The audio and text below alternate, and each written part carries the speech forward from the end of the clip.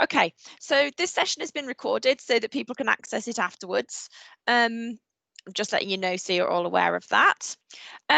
Second thing is then, I'm going to ask you all to mute yourselves during the presentation, and actually, since there's about 7 or 8 people, you're very welcome to switch on cameras if you want to, but please don't feel you have to. And then I just want to give you a little bit of how this works in case any of you haven't used Teams before. So you should be able to see a black bar on your screen if you can't just move your cursor around till it appears.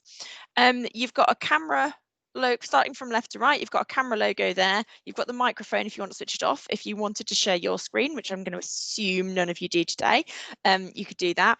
But then the two that are really useful for you today is 1, the hand icon, and 2, the speech bubble icon. Not everybody will have these because it does depend on what version of Teams you're running, whether it's how new your computer is, that kind of thing. But the hand icon is really useful because you can just, like, if I do that, you can now see I've got my hand raised. So if and when you want to ask questions, please use that. And then the chat window will bring that up at the side. So feel free to use those. If you don't have the chat icon, I am quite happy, given that we're a small group, for you to just switch your microphone on and ask me a question, but you might feel more comfortable either using the chat feature there or, as I say, raising your hand and I'll call on you. Feel really happy to do that as we're going along. It's not a long session, so there isn't going to be a huge amount of time for Q&As at the end. Okay, so just to start off with, and you can just test who's got hands here. These are some of the things I want you to think about. Did anybody have work experience planned or had planned to do work experience this summer but didn't actually have anything organised that hasn't been able to do because of COVID-19? And second question, and again, you can just answer this in chat if you want to, what kind of work experience were you thinking about or were you looking for? So if you want to raise your hand, if you had either planned some work experience that got cancelled, or you were going to do some work experience even if you hadn't planned it and now you can't. Is anybody in that situation? Yeah, a couple of people. Yeah. Okay, and does anybody want to answer in the chat what kind of experience they were going to do or they're thinking about doing?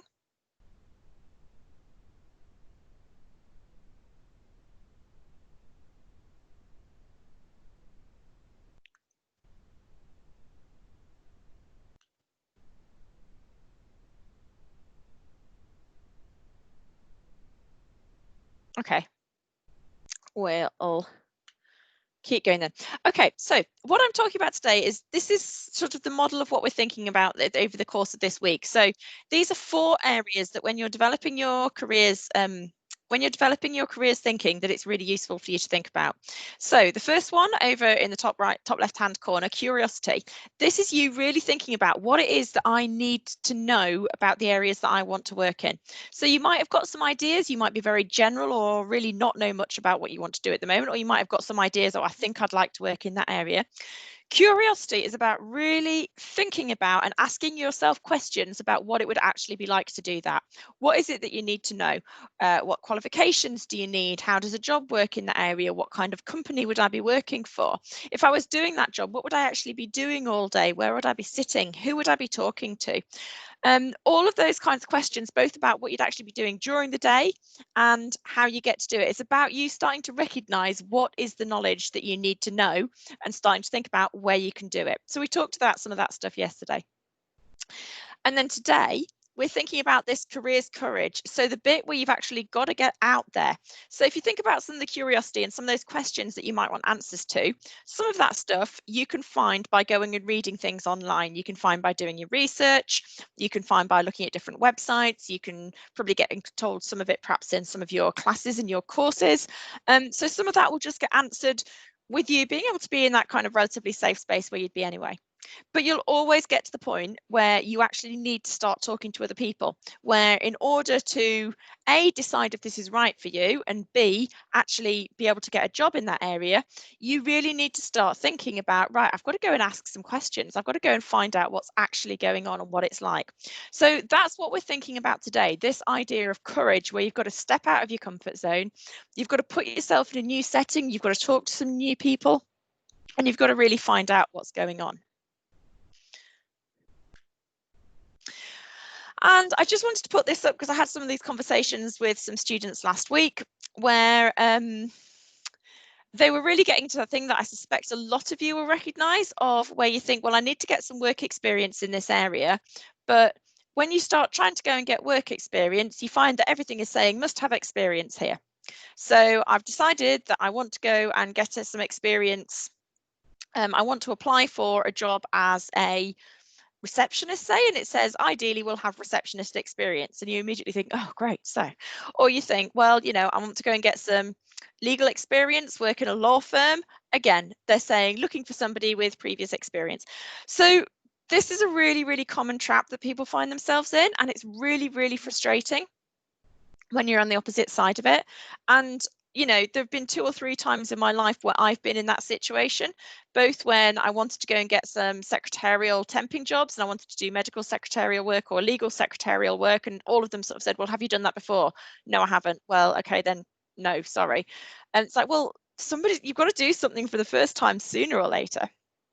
So what we're talking about today is some of the things that some of the ways you can get experience without getting paid experience. So some of the things that you can do that will just help you get over that hurdle of, well, you need experience in order to get experience. And there are quite a lot of things you can do. So some of that is about being able to say, tick a box and say, yes, I've got 2 years experience or 2 months experience or that kind of thing.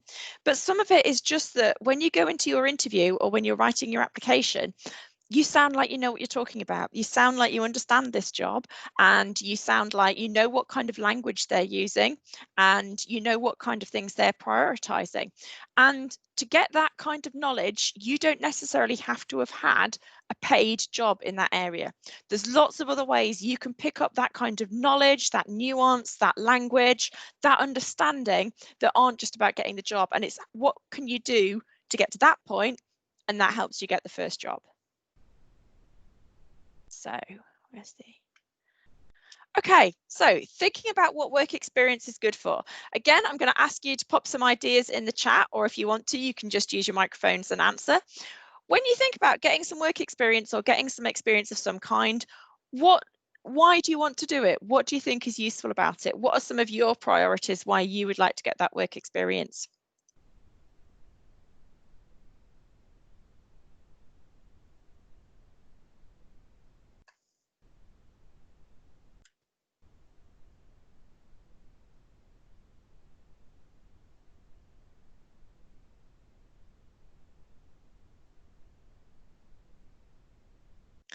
Okay, so these are some of the ideas I was thinking about. So I think the one that comes up very first of all is it looks good on your CV. And that's undoubtedly true, that it is really helpful to be able to put on your CV, even if it's actually short term, even if it's only I've done 2 weeks work experience in this area, or I've done a couple of months experience in this area. And when we say CV, I mean all the other things that come up as well, like an application form, a cover letter, personal statements, those kinds of things. What I want to kind of make clear though is that when we sort of say that work experience looks good on your CV, we don't just mean that, you know, if you put a line on your CV saying I've done some experience in this area, then that's it, you get points for that, and you know, somehow you can exchange those points for a job. The really important thing is, again, it's giving some confidence to the employer or whoever's looking at your CV that you have some idea what you're talking about. That if we get you into interview and we ask you what you know about this role, what you know about working in this area, that kind of thing, you're going to have some reasonably well-informed answers. To give you another example of where we see this a lot, when you're applying for teaching qualifications, so you're applying for your PGCE, for example, it's not compulsory to have done a week or 2 weeks work experience in schools. But if you haven't done that, then when they ask you questions like, what sort of behaviour management strategies have you seen that you thought were useful? Or what do you know about how teachers use assessment? Or can you tell us what it is that made you think teaching would be the right role for you, or what strengths will you bring to teaching? You've just got very, very little to talk about. So as much as anything else, it's really about being able to give you a lot more information about what it is that you want to do and be able to decide if this is the right pathway for you. And as I say, it also helps you meet new people and build networks. And maybe some of those will be people that you'll get in touch with when you want to perhaps when you want to apply for jobs. Maybe some of those people will help you. They not necessarily by getting in touch with you and saying, hey, I've got a job for you, just like that. Occasionally it happens, but mostly it doesn't. But being the people who will perhaps check your CV for you, or let you know that they saw a job somewhere that might be right for you, or give you some feedback on an application, or give you some advice on what it's like working in this area, or give you some ideas of some of the things that people are talking about. So again, that is really, really helpful for letting you do that. And it lets you find information that's not publicly available. A little bit more insight into what it's actually like working in this area. So these are all the things that work experience and other types of experience can help with. And as I say, it gets you over that hump of, well, I need experience to get experience. How do I do that? So these are some of the types of short-term work experience and insight that we talk about at the university a lot and that we try and persuade you to do. So there are formal internships, vacation schemes and placements. So this is when a company has decided it wants to employ somebody for perhaps between a couple of weeks and perhaps up to 3 months, maybe a full year's placement as part of a degree, something like that. Some of these will be paid. The vast majority of them, if they're proper internship schemes and if they're anything longer than 2 weeks, absolutely should be paid. We do occasionally see things called internships that are advertised unpaid. There is no legal basis for that. So if you do see anything that's an unpaid internship, it isn't likely to be legal. It does happen. It particularly happens in really competitive areas like theatre, media, fashion, those kinds of things. These aren't usually legal, and if you're doing actual work for a company where you're expected to turn up at a particular time, where you've got particular tasks that you do, where you're being held responsible for doing that work, you are entitled to at least the minimum wage. We might also see things like self-organised work experience. So very similar to what you did when you're at school, most of you, just asking if you can go in for a week or 2 weeks and just see what's going on there. Now, that I would say it is acceptable for that to be unpaid because it's very, very short. You're not really usually producing any real work, and it is just about you getting an insight. Again, I would never say you'd want to do something like that for more than 2 weeks, maybe 4 weeks at the absolute most, but ideally, really, 5 days, 10 days is what it takes for you to get some insight without actually being able to do proper work for the company. Since you can't do proper work without being paid, more than 2 weeks, you're probably going to get really, really bored because you are just basically kind of sitting around, you know, filling in, maybe putting things in envelopes, doing a little bit here and there, but you're not doing proper work. So 1 or 2 weeks is usually about the maximum of that kind of work experience. Shadowing is kind of a step down from that, literally just being able to follow somebody around for a day or two, sit in on some meetings, see what kind of work they do. Again, it's usually going to be 1 or 2 days. More than that, and you're going to get really bored. They're also going to probably going to get a little bit like, why is this person still following me around, that kind of thing. So again, it's something that usually lasts 1 or 2 days, but it's still an opportunity for you to see what's happening and to actually get inside a workplace and understand what kind of, maybe see inside some meetings, start understanding what kinds of things people are talking about.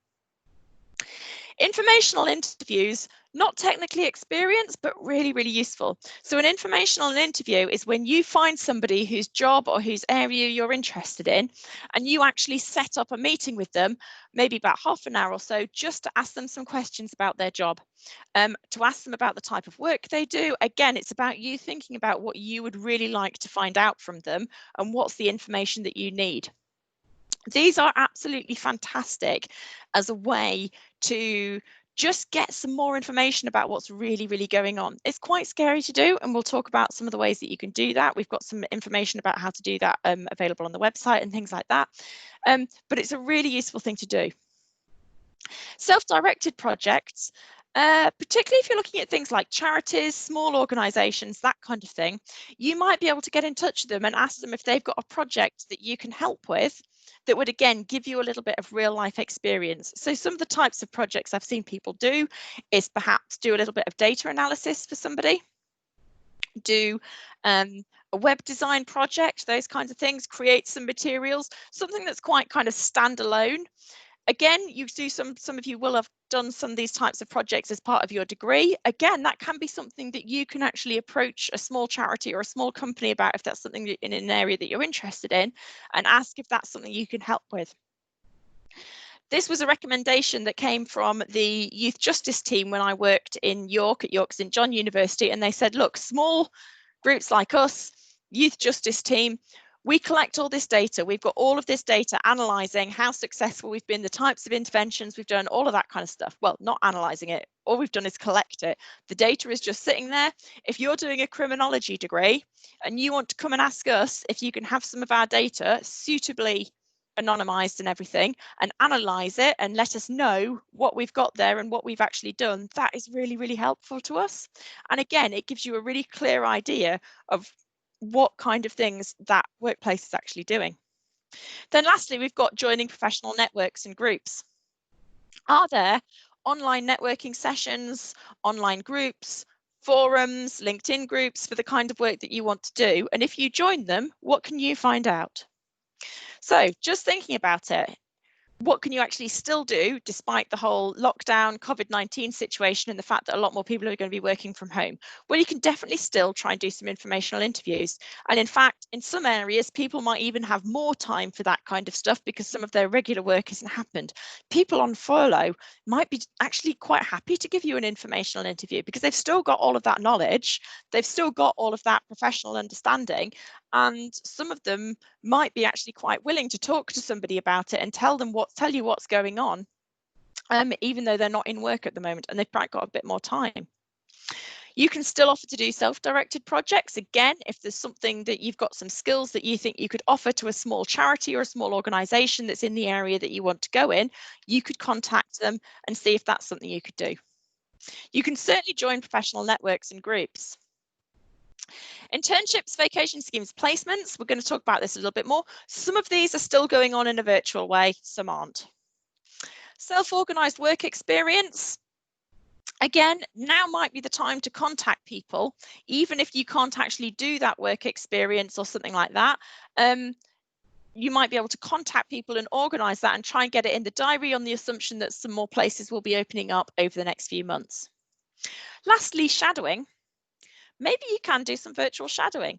Maybe it's possible for you to get in touch with some people, maybe initially for an informational interview, but then ask if you can shadow or something like that. Maybe they would be happy to let you sign in to some of their online meetings and just, again, be able to sit in the background, hear what's going on, understand what kind of conversations they're having. That might be a possibility.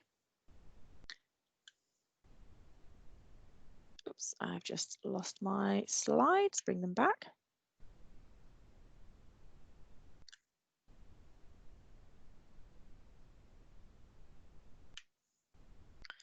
Okay, sorry, I don't know why my slides went away then.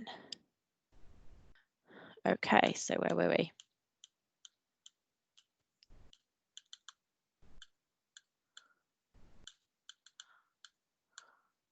Okay, so some of the other alternatives then that we're thinking about now in COVID time. So virtual internships are a thing and they work in the same ways as normal. There are some virtual internships which are fully open to people that you can apply to, and that, you know, because they're not limited by space, they can take 10,000 people if they want to. And I'm going to link you to one of those that's just started yesterday and that's doing some really, really interesting work on virtual internships over the next few weeks that you can take part in. There are lots of open webinars and presentations. I've been looking at some of these recently, particularly for tech students. I'm familiar with other ones for law as well. And a lot of the big graduate recruiters are doing this kind of thing. They're actually running online training sessions, webinars, presentations, particularly for graduates and people that want to enter the industry. And in some ways, these things are now more accessible than they ever have been previously because they've all gone online. We've just talked about the possibility of doing virtual shadowing.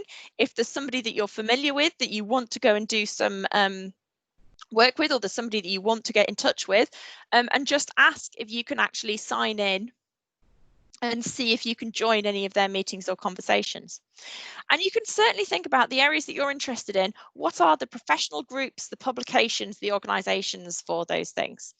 This is a really good one to start looking at. And again, this is one that you can do without necessarily having to, this perhaps comes more under curiosity than courage, because that's one that you can do without necessarily having to go and talk to people. If there's an area of work that you're interested in, try and find out, is there a professional group, i.e. a place where people who are working in that space come together to talk about what they need. If it's a registered profession, if you actually have to have a group membership, or you have to have particular qualifications, or you have to have be on a particular register or something like that, as with health professions or counselling professions or engineering or law or things like that, then there definitely is. There will also be many smaller professional groups that people have set up voluntarily. Most professions will have some sort of publication or some sort of professional group or organisation, and most of those will have a lot of information about careers and working in that area. So that's a really, really good place to start researching particular things. And again, that can be so useful for helping you understand what are some of the debates in this area, what are some of the topics that people are talking about, what are some of their concerns, maybe what are some of the prizes, what's some of the innovative work in the field, what kind of companies, organisations, charities, public sector bodies do people work in, all of those kinds of things. That can give you such good insight. So Bright Network, just here at the top, they are currently running lots and lots of virtual internships. So I know yesterday their investment stream started. Let's see. What I'm not completely sure about is whether if I click on this, I think you probably can't see that actually. So that's opened the thing for me.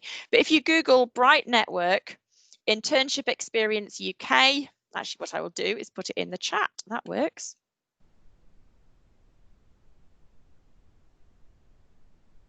So the link is now in the chat for Bright Network internship experiences. So the investment bank one started yesterday. They also have a law one. They have a technology one. They have 3 others as well that I can't remember off the top of my head, but they're really interesting and worth looking at. They're all with big employers, so big graduate recruiters, mostly household names, mostly names that you'll recognize.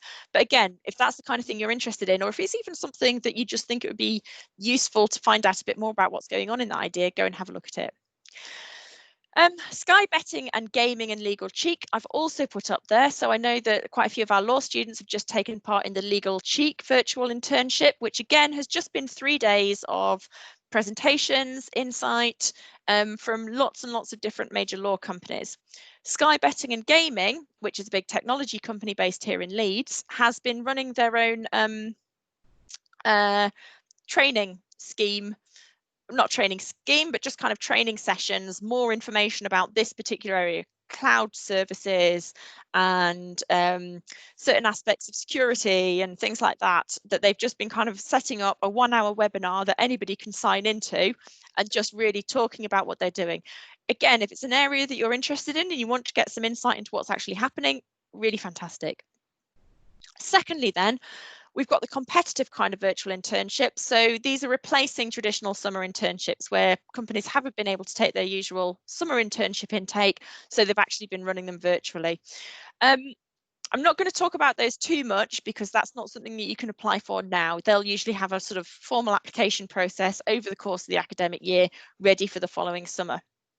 But if you're second year now, or first year, and that's something you'd like to do next year, then definitely keep an eye out for those. Those will be advertised on Milk Round, Target Jobs, In Place, all of those kinds of things. Okay, so the advantage of those open webinars and presentations, you're not bound geography by anymore. Bound by geography. So, you know, they can be taking place in London and you can still go to them. They can be taking place in Leeds, and even though you've gone back to your home in Middlesbrough, you can still attend them. If you want to look for those kind of things, think what some of your favorite companies are that you're interested in, find their graduate recruiters, their graduate academies, some of them are called, follow them on LinkedIn. That's where I've seen lots and lots of these kinds of things advertised. Also follow Beckett Careers and check the MyHub events regularly because we advertise them quite a lot as well. Okay, and then this is a really big one. This is thinking about how you can organise your own virtual shadowing and self-organised work experience. First of all, start out with your questions. You need to think about what it is that you're interested in, whether that's about the work, whether that's about the places that people work. It's about the type of work they do. It's about the qualifications you need, what things look like on a day-to-day basis, who your clients are, those kinds of things. But really think hard about what it would be useful and interesting for you to know. Make a nice big list of people to contact. I would generally say you want somewhere between 12 and 20 people to contact. You're going to have probably around a sort of 10% hit rate. About 90% of people, if you just contact them out of the blue asking if you can talk about to them, they're not going to get back to you. Whereas, so if you've got somewhere between 12 and 20 people, that will hopefully give you something like 2 or 3 people that will get back to you that you can actually make an arrangement to have a conversation with. Explain that you're finishing your degree, you want to get involved in their area of work and ask for an opportunity to speak to them. If any of you are coming to the LinkedIn session at 2 o'clock today, I'm going to go into this in a little bit more detail, how you can actually just do this kind of cold contacting people. And then just use it as an opportunity to ask good questions and find out more. And then if that works out for you and you build up you get a good rapport with that person and you've had a good conversation, that's the point when you can ask, would it be possible for me to come and shadow one of your meetings just to be able to sign in on that?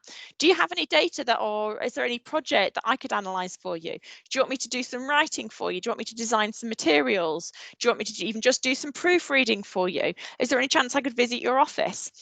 Once you've had that initial conversation, you've asked some good questions, you've built up a bit of a rapport with them, that's a good opportunity to see if there's anything else they'd be willing to do. If they say no, accept that.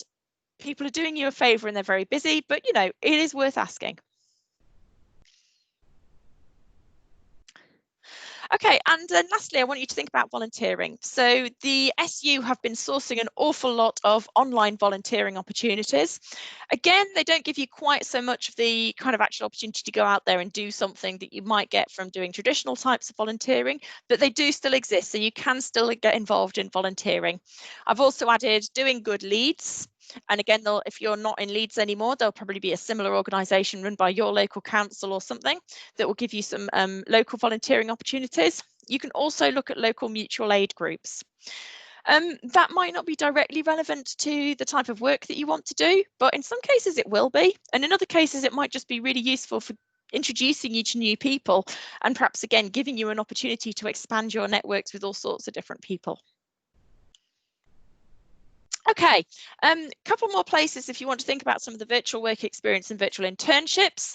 Again, I can't click through and show you those, but you'll be able to see the slides afterwards, or you can just go in prospects. If you Google either of those, then those articles will come up. Okay, so finally, I'm just going to ask you to do your one thing today that we're asking you to do on everything is, if you haven't got it already, create your LinkedIn profile today.